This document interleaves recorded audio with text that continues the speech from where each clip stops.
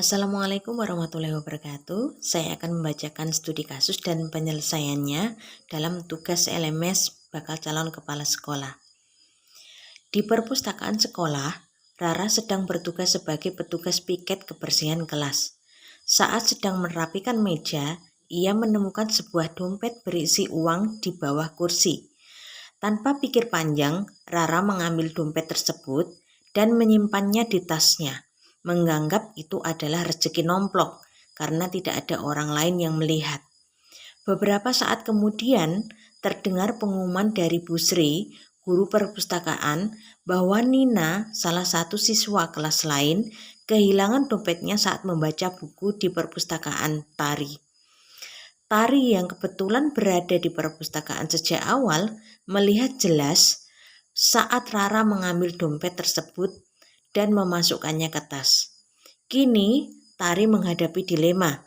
Di satu sisi, ia tahu bahwa dompet itu milik Nina dan kejujuran adalah nilai yang harus ditegakkan. Di sisi lain, Rara adalah sahabat dekatnya yang sering menolongnya dalam mengerjakan tugas dan berbagi bekal setiap hari. Jika Tari melaporkan hal tersebut atau menegur Rara, besar kemungkinan hubungan mereka akan rusak dan Rara tidak akan bersikap baik padanya. Pertanyaannya adalah, bagaimana seharusnya Tari menyikapi situasi tersebut? Langkah pertama, apa saja nilai-nilai yang saling bertentangan dalam kasus 4 tersebut? Nilai-nilai yang saling bertentangan di sini adalah kejujuran dan kesetiaan atau loyalitas. Tari tahu ia harus jujur dan melaporkan perbuatan Rara. Tetapi ia juga ingin tetap setia pada persahabatannya dengan Rara. Langkah kedua, siapa saja yang terlibat dalam situasi pada kasus tersebut? Kasus 4. Pihak-pihak yang terlibat adalah, yang pertama adalah Rara sebagai pelaku yang mengambil dompet. Yang kedua adalah Tari sebagai saksi dan sahabat Rara yang berada dalam dilema. Yang ketiga adalah Nina, korban yang kehilangan dompet. Yang keempat adalah Bu Sri, guru pustakawan yang mengumumkan kehilangan dompet dan bertindak sebagai figur otoritas. Langkah ketiga, fakta-fakta apa saja yang relevan dengan situasi pada kasus 4? Jadi fakta-fakta yang relevan adalah Rara menemukan dan mengambil dompet berisi uang di perpustakaan. Rara menyembunyikan dompet di tasnya dengan niat untuk memiliki. Nina kehilangan dompetnya di perpustakaan. Tari melihat langsung Rara mengambil dompet tersebut. Rara dan Tari adalah sahabat dekat. Tari khawatir hubungannya dengan Rara akan rusak jika ia melaporkan perbuatannya. Langkah 4. Pengujian benar atau salah yang mana bisa dilakukan?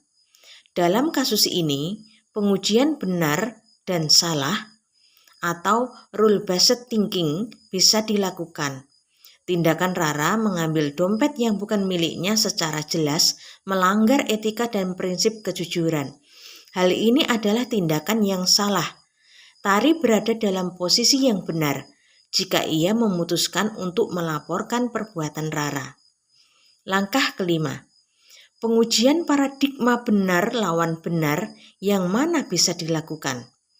Pengujian paradigma yang paling relevan adalah keadilan lawan kasih sayang atau justice versus mercy. Keadilan menuntut Tari untuk bertindak adil dengan melaporkan Rara agar dompet Nina dikembalikan. Ini adalah tindakan yang benar secara moral dan etis. Kasih sayang menuntut Tari untuk berbelas kasih dan menjaga persahabatannya dengan Rara. Memilih untuk tidak melaporkan Rara demi menjaga hubungan mereka adalah tindakan yang juga didasari oleh niat baik atau menjaga hubungan. Namun, ini bisa disebut dilema individu vs kelompok. Karena Tari harus memilih antara kepentingannya sendiri dan kepentingan komunitas. Langkah keenam, prinsip resolusi yang mana yang bisa dilakukan? Prinsip resolusi yang dapat digunakan adalah berpikir berbasis hasil akhir dan berpikir berbasis peraturan. Berpikir berbasis hasil akhir, Tari dapat memilih tindakan yang menghasilkan kebaikan terbesar bagi semua orang. Mengembalikan dompet akan membuat Nina senang. Rara bisa belajar dari kesalahannya, dan Tari akan merasa lega karena telah berbuat benar. Meskipun persahabatannya mungkin terancam, hasil akhirnya adalah penyelesaian masalah yang adil. Berpikir berbasis peraturan. Tari harus berpegang pada aturan moral yang universal, yaitu kejujuran. Ia harus melakukan apa yang benar terlepas dari konsekuensinya. Aturan moral yang berlaku adalah jangan mencuri dan jangan menyembunyikan kejahatan. Mengikuti prinsip ini berarti Tari harus melaporkan Rara. Langkah 7. Adakah opsi lain yang lebih kreatif, adil, dan bijaksana yang bisa dilakukan? Ya, ada beberapa opsi lain yang bisa Tari pertimbangkan yang lebih adil dan bijak daripada sekedar langsung melaporkan Rara. Yang pertama adalah pendekatan personal dan langsung. Tari dapat berbicara empat mata dengan Rara. Ia bisa menjelaskan bahwa ia melihat Rara mengambil dompet tersebut dan mengingatkannya bahwa dompet itu milik Nina yang sedang mencarinya. Tari bisa mendesak Rara untuk mengembalikan dompet itu secara diam-diam, misalnya meletakkannya di meja Busri atau di tempat di mana Nina bisa menemukannya atau menyerahkannya langsung kepada Busri. Yang kedua, menawarkan bantuan. Tari bisa menawarkan diri untuk menemani Rara saat mengembalikan dompet, agar Rara merasa lebih berani dan tidak sendirian menghadapi konsekuensinya. Yang ketiga, memberikan waktu. Tari bisa memberi Rara sedikit waktu untuk merenung dan mengambil keputusan sendiri, sambil tetap mengingatkannya tentang kepentingannya kejujuran. Jika Rara tidak melakukannya, Tari dapat mengambil langkah tersebut. Langkah 8. Apa keputusan akhir yang ibu atau bapak ambil sesuai dengan analisis kasus keempat? Keputusan terbaik adalah Tari berbicara langsung dengan Rara dan mendesaknya untuk mengembalikan dompet.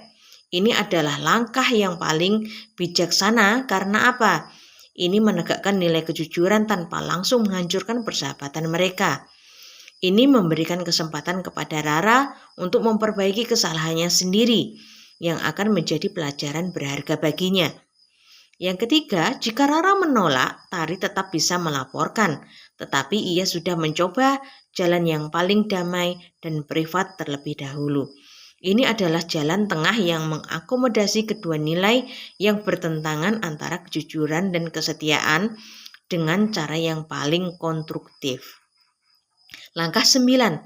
Pelajaran apa yang ibu atau bapak dapatkan dari pengambilan keputusan ini dan bagaimana pelajaran tersebut dapat memperbaiki pengalaman atau pengambilan keputusan ibu dan bapak di kemudian hari.